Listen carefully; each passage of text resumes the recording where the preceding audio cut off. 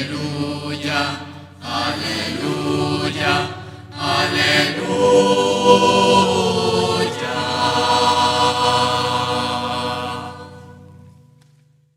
El Señor esté con ustedes.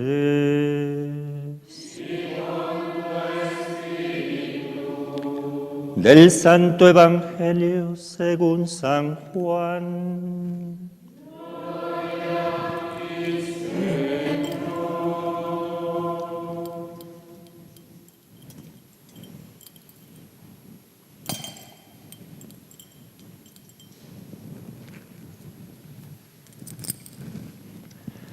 El primer día después del sábado, estando todavía oscuro, fue María Magdalena al sepulcro y vio removida la piedra que lo cerraba. Echó a correr, llegó a la casa donde estaban Simón Pedro y el otro discípulo, a quien Jesús amaba, y les dijo: se han llevado del sepulcro al Señor y no sabemos dónde lo habrán puesto. Salieron Pedro y el otro discípulo camino del sepulcro. Los dos iban corriendo juntos. Pero el otro discípulo corrió más aprisa que Pedro y llegó primero al sepulcro, e inclinándose miró los lienzos puestos en el suelo, pero no entró. En eso llegó también Simón Pedro, que lo venía siguiendo, y entró en el sepulcro, contempló los lienzos puestos en el suelo y el sudario que había estado sobre la cabeza de Jesús, puesto no con los lienzos en el suelo, sino doblado en sitio aparte. Entonces entró también el otro discípulo, el que había llegado primero al sepulcro, y vio y creyó, porque hasta entonces no habían entendido las Escrituras, según las cuales Jesús debía resucitar de entre los muertos.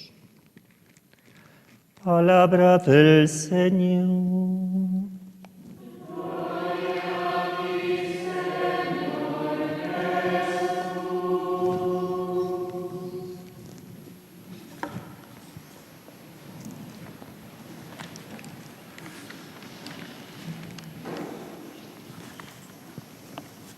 En el nombre del Padre, y del Hijo, y del Espíritu Santo. Amén. Inmaculado Corazón de María. Queridos hermanos, estamos celebrando la resurrección de Cristo y nos dice la segunda lectura de los Colosenses: si habéis resucitado con Cristo, buscad las cosas de arriba, donde Cristo está sentado a la diestra de Dios.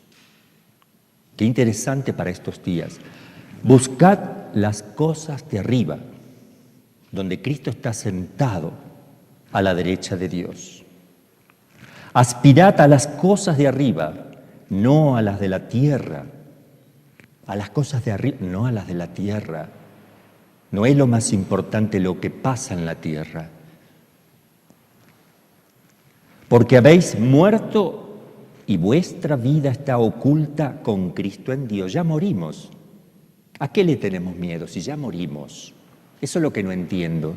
Eso es lo que no se entiende cuando nos vamos a nuestras casas para no morirnos. Si ya hemos muerto con Cristo y nuestra vida está en Dios, por eso nos ocupamos de las cosas del cielo. No entiendo ese lenguaje. Porque habéis muerto y vuestra vida está oculta con Cristo en Dios. Cuando aparezca Cristo, porque va a venir, aunque digan que no, cuando aparezca Cristo, vida nuestra, entonces también vosotros apareceréis gloriosos con Él. Es un texto de esperanza para este momento, para hoy. El Viernes Santo hubo 15 terremotos, se abrieron 15 volcanes a la vez. Eso está constatado, porque me he fijado en todas las informaciones. Primera vez en la historia que en 15 lugares del mundo a la vez, Viernes Santo coincidió 15 volcanes que se activaron. Es primera vez, nunca pasó que haya tantos a la vez. Eso es primera vez que se conoce en la historia.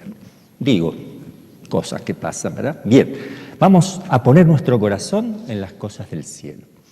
Y yo me voy a dirigir al Papa, a los obispos, a los sacerdotes, a todos los laicos, porque es nuestro Padre el Papa, Y le digo al Papa Francisco, ánimo, cuente con nuestras oraciones, nuestro sacrificio por usted en momentos tan difíciles, de tomar decisiones muy difíciles. No tenga miedo. El mundo nos quiere avasallar, el mundo nos quiere envolver. Hay trampas, hay oscuridades, eso siempre ha estado así. Yo pido que en este momento confíe plenamente en Dios y en nuestras pobres oraciones de todo el pueblo. Va a ser atacado, amedrentado, van a querer que el sacrificio desaparezca de la tierra. Ánimo, Santo Padre, estamos con usted y vamos a apoyarle en todo, pero no dejemos el campo de batalla. Seamos firmes. Podemos tener defectos y debilidades como la ha tenido Pedro, que ha sido corregido, y muchas veces por Jesús y hasta por los mismos apóstoles, por ejemplo, San Pablo y otros, pero no dejó de ser Pedro, no dejó de ser el sucesor de Cristo. Usted es el sucesor de Cristo, el vicario de Cristo, el obispo de Roma, es el dulce Cristo en la tierra. Lo amamos, lo queremos, lo apoyamos, no está solo. Y queremos que sepa que van a venir luchas muy duras, como usted bien sabe, porque hay poderes internacionales, el dinero, ideologías que están de fondo y van a querer sacar el sacrificio de la misa definitivamente. Lo que no pudo hacer Hitler, Stalin, Lenin y tantos otros que han querido cerrar las iglesias, lo vamos a lograr nosotros mismos, autocerrándonos. Las iglesias, no, ánimo. Y a todos los obispos, que hay tantos santos obispos, hay muchos de mucha penitencia y oración, de mucha vida interior, que les pido que nos unamos para hacer fuerza en este momento difícil de la historia. No es el coronavirus el problema es un problema teológico.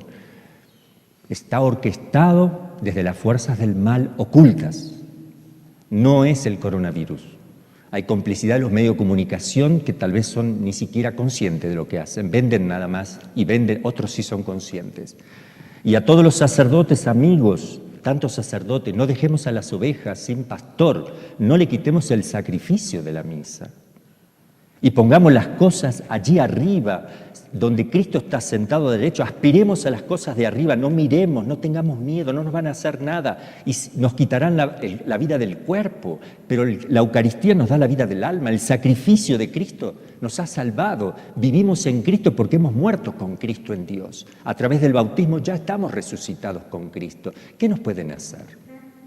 Entonces yo, porque me lo han pedido algunos laicos también, ¿cuál es, Padre, qué tenemos que hacer en estos momentos para ayudar a nuestros obispos, a nuestros sacerdotes, al Papa? Ante todo, rezar, hacer penitencia y prepararse para la lucha que ya estamos teniendo, aunque muchos no se dan cuenta.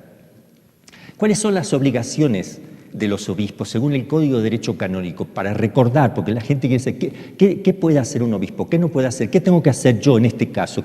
Al obispo lo dejan actuar, el poder civil lo deja actuar. ¿Qué tiene que hacer cuando los gobiernos, los políticos lo presionan? ¿Qué debe? ¿Qué dice el código? Les voy a leer la partecita del código, porque en tiempos de tinieblas hay que iluminar. Yo voy a iluminar con el documento que rige la Iglesia, que está por encima de todo, que tenemos que acudir ahí para ver cómo debemos obrar en los distintos momentos de la vida cristiana. Entonces, obligaciones de los obispos.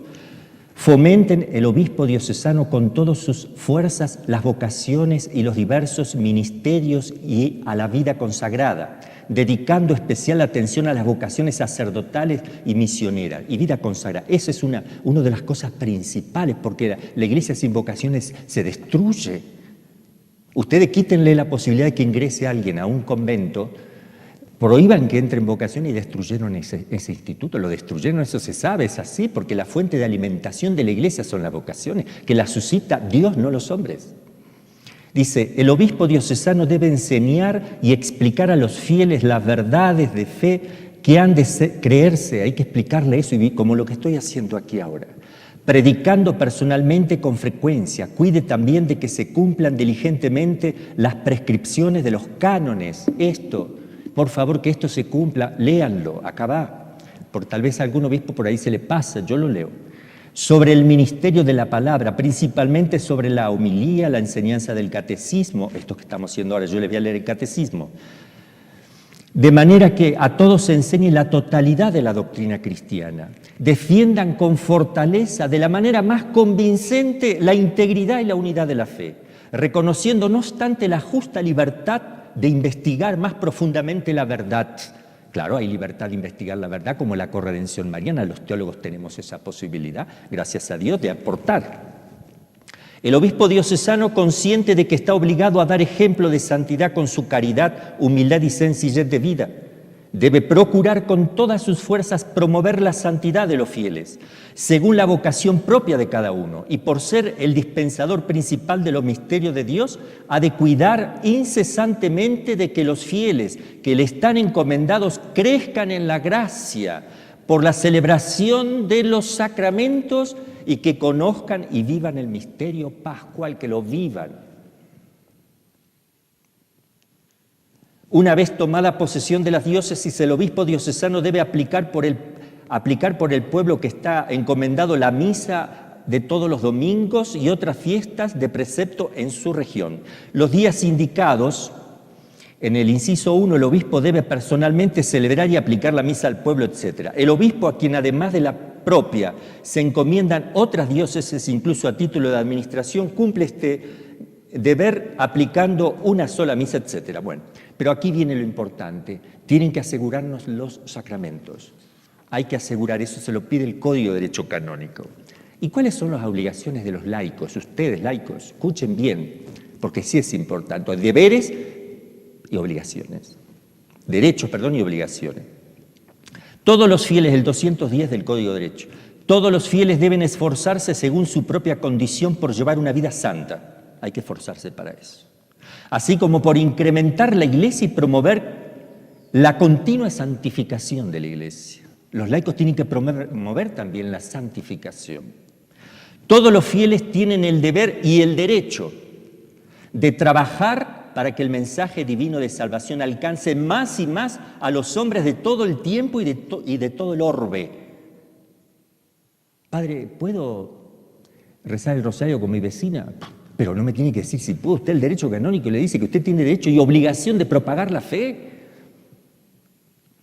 Los fieles, conscientes de su propia responsabilidad, están obligados a seguir por obediencia cristiana todo aquello que los pastores sagrados, en cuanto representan de Cristo, declaran como maestros de fe o establece como rectores de la Iglesia, no al margen del obispo.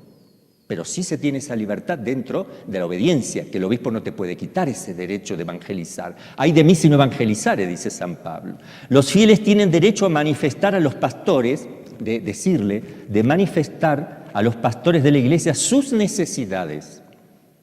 Alguno ha pedido, Monseñor, querido obispo mío, necesito el sacrificio de manifestar sus necesidades, principalmente las espirituales, y sus deseos. Obligación, tiene derecho, el código le dice, tienen derecho de manifestar a sus pastores sus necesidades espirituales y sus deseos. Tienen el derecho, sigue diciendo el código, y a veces incluso el deber, escuchen bien esto, en razón de su propio conocimiento, en la medida que lo están sabiendo, competencia y prestigio de manifestar a los pastores, a los obispos, pastores sagrados, su opinión sobre aquello que pertenece al bien de la Iglesia, como en esta situación, no solo para mí, sino para los demás, y de manifestarlo a los demás fieles también. ¿Yo lo debo decir a los demás? Me lo dice el código. Shh, no hablen. ¿Cómo no hablen? Eso no se puede hacer, no somos una secta, la secta masónica. Los fieles tienen derecho a recibir de los pastores, sagrados, la ayuda de los bienes espirituales de la Iglesia, principalmente la palabra de Dios y los sacramentos. Tienen derecho.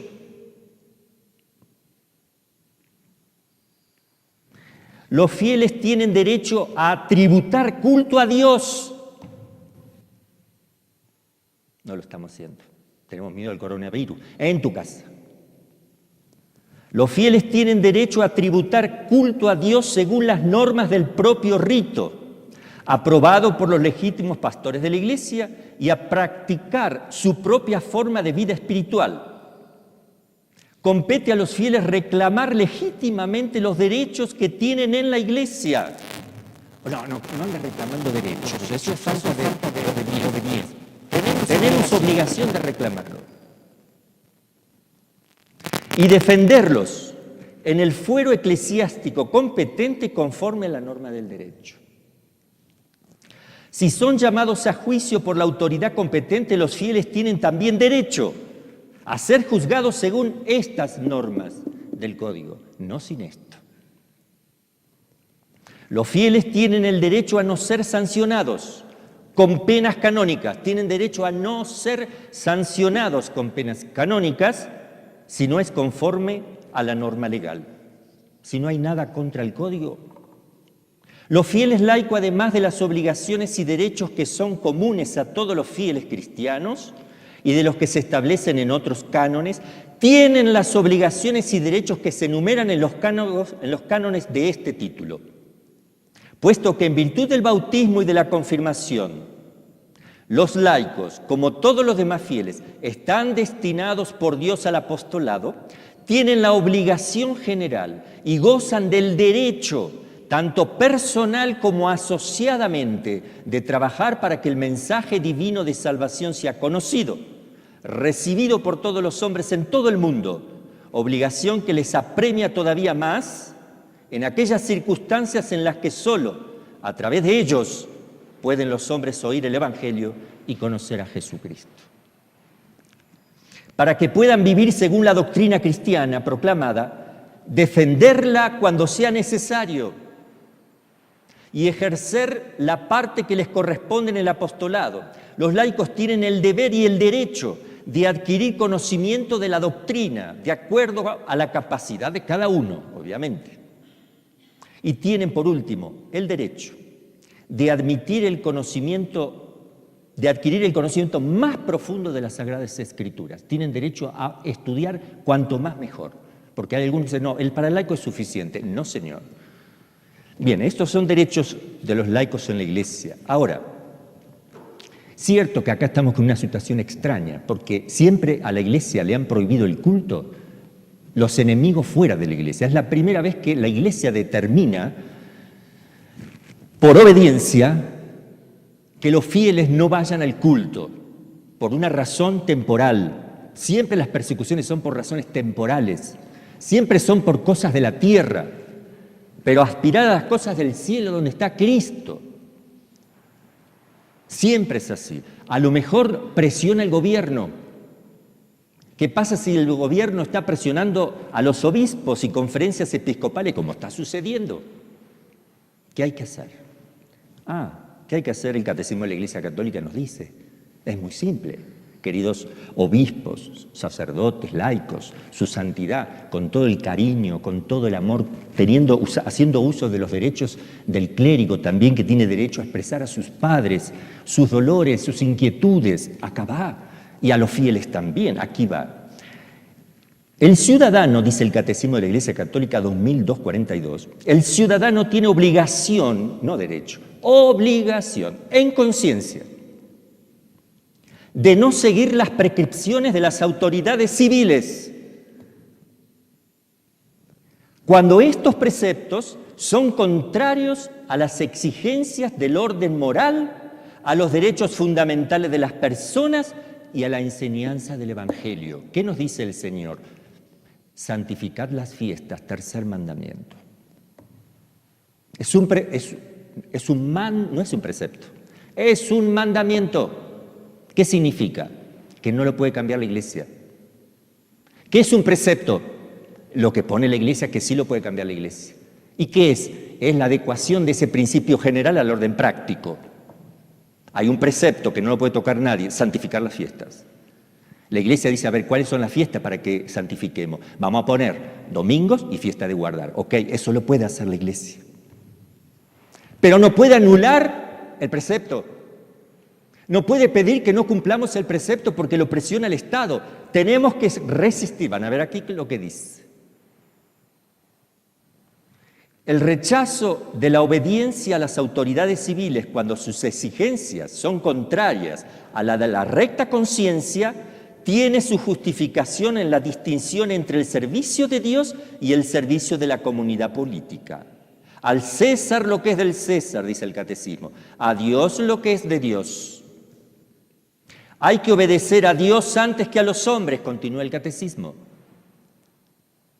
Cuando la autoridad pública, excediéndose en sus competencias, oprime a los ciudadanos, estos no deben rechazar las exigencias objetivas del bien común, pero le es lícito defender sus derechos y los de sus conciudadanos contra el abuso de esta autoridad, guardando los límites que enseña la ley natural y evangélica. La autoridad solo se ejerce legítimamente si busca el bien común del grupo en cuestión y si para alcanzarlo emplea medios moralmente lícitos. Si los dirigentes proclamasen leyes injustas o tomasen medios contrarios al orden moral, estas disposiciones no pueden obligar en conciencia. En semejante situación, la propia autoridad se desmorona por completo y se origina una inquietud espantosa. ¿Qué más dice el Catecismo 450? Desde el comienzo de la historia cristiana, la afirmación del señorío de Jesucristo sobre el mundo y sobre la historia significa también reconocer que el hombre no debe someter su libertad personal de modo absoluto a ningún poder terrenal, sino solo a Dios Padre y al Señor Jesucristo. César no es el Señor. La Iglesia cree que la clave, el centro y el fin de toda historia humana se encuentra en su Señor y Maestro, Catecismo de la Iglesia Católica. Voy a leer por último la Gaudium et Spes. 5 renglones. Cuando la autoridad pública, rebasando su competencia, oprime a los ciudadanos, estos no deben rehuir las exigencias objetivas del bien común. Bien, entonces hay un mandamiento.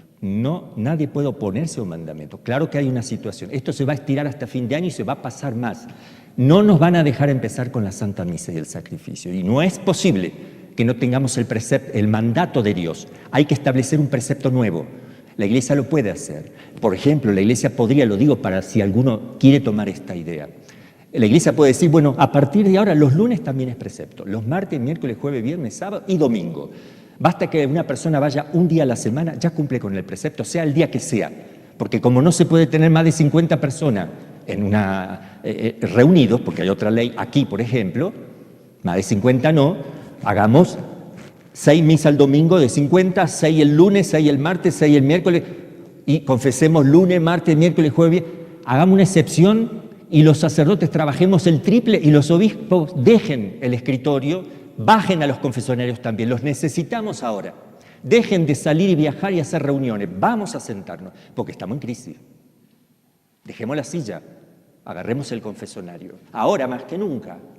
Y entonces van a ver que puede satisfacerse el precepto, no se van a quedar sin el precepto de la Iglesia y van a poder cumplir el mandamiento de Dios, santificar la fiesta, porque no lo están cumpliendo. Porque la autoridad dice esto. Yo no quisiera imaginar que los gobiernos estén dando dinero a las iglesias que se mantengan sin el culto.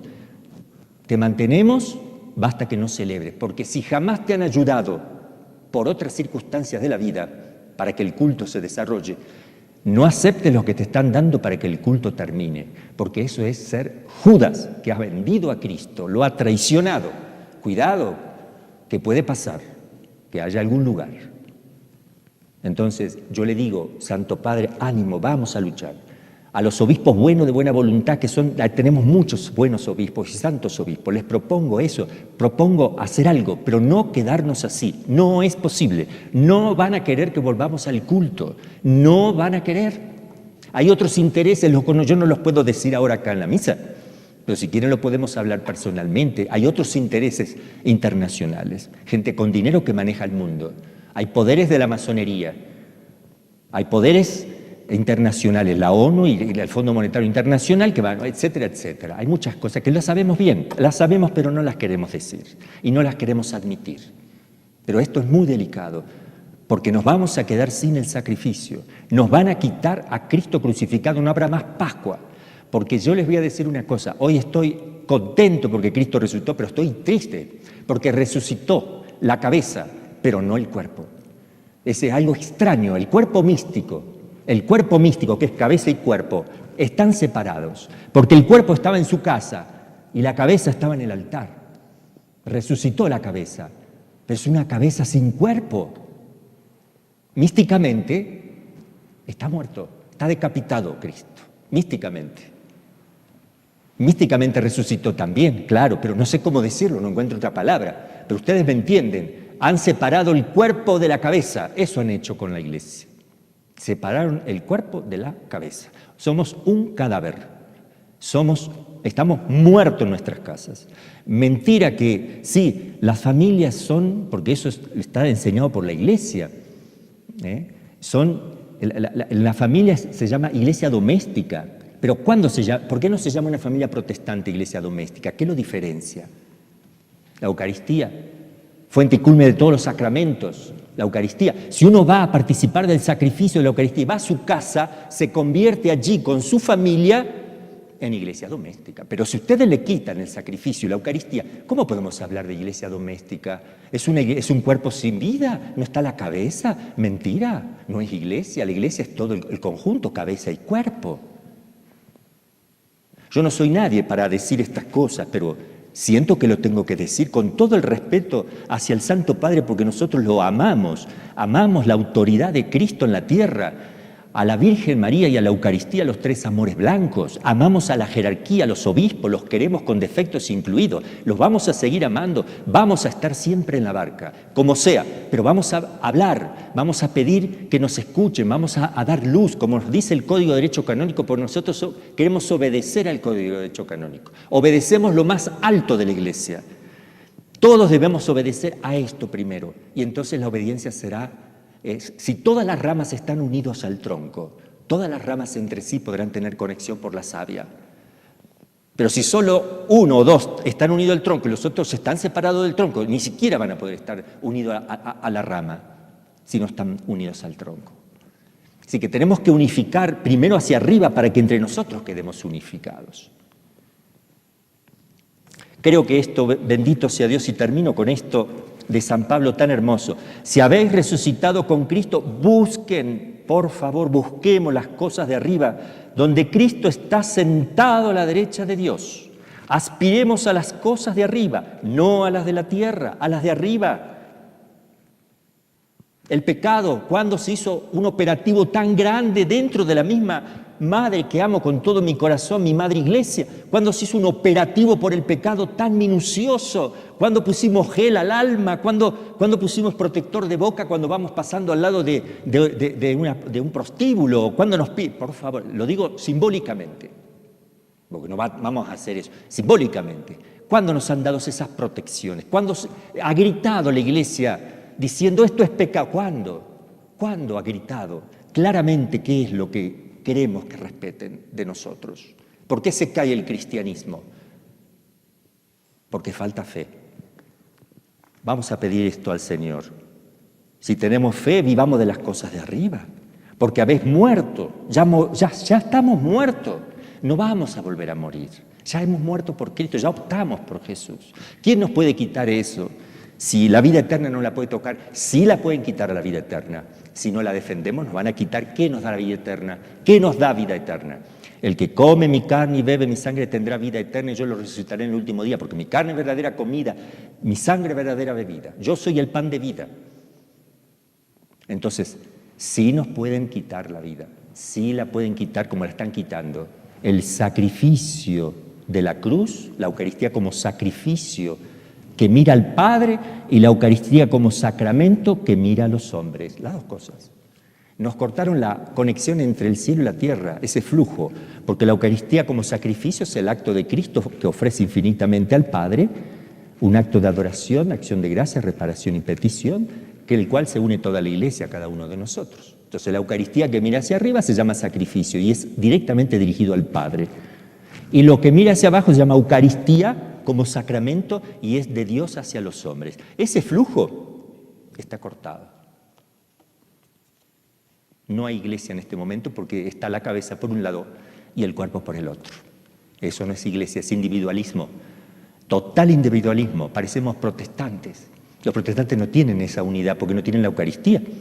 La Eucaristía es el sacramento de la unidad de la Iglesia. Si nosotros estamos solos en nuestras casas, no estamos haciendo algo bellísimo, estamos haciendo algo espantoso. Porque si Donald Trump puso murallas y criticamos las murallas que separan a los hombres entre los hombres, ahora estamos convirtiendo los hogares en lugares amurallados, en cárceles, porque no está Cristo, no está la Eucaristía y no está el sacrificio. No lo estoy criticando las decisiones que han tomado, estoy diciendo que a mí eso no me parece, solo estoy expresando lo que a mí no veo que esté bien. Y hay otras cosas que hay detrás que todos sabemos. Entonces, ¿qué digo? Pongámonos firme, resucitemos hoy con Cristo, analicemos si vamos a seguir hasta fin de año o tal vez mucho más sin el sacrificio y quién sabe si no lo sacan por ley, sino porque están tramando eso, lo sabemos que lo están tramando. Abolir el culto que solamente el sacerdote pueda celebrar, y las monjas y monjitos y los monjes en los conventos. Basta. Pero que el pueblo no, porque va contra el derecho humano, como acaba de decir la ONU, la Iglesia Católica. ¿Quieren iglesia? Vayan ustedes, pero dejen al pueblo, no lo toquen. Prohibido el pueblo, porque no será el coronavirus, será toda la excusa que van a meter de ahora en más. Entonces, es el momento de ponerse firme y cambiar la actitud. Es el momento de defender el sacrificio de la misa y de cumplir el mandato de Dios, santificar las fiestas. Modificar el precepto, que lo puede hacer la Iglesia, en orden que podemos cumplir ese precepto. Si no, tenemos que empezar a oficiar misa ocultamente, en las cavernas o en las catacumbas, porque la misma Iglesia no es capaz de hacer nada para que el gobierno deje de oprimirnos en la fe. No se sana del coronavirus. Nosotros vemos otra cosa. El coronavirus no se va a quitar con estrategias humanas. Nosotros sabemos que lo que nosotros hemos optado, que es la fe, Dios es capaz de quitar lo que quiera. Hagamos la prueba y veremos qué bueno es el Señor. Si lo hacemos, veremos qué bueno es el Señor. Que así sea.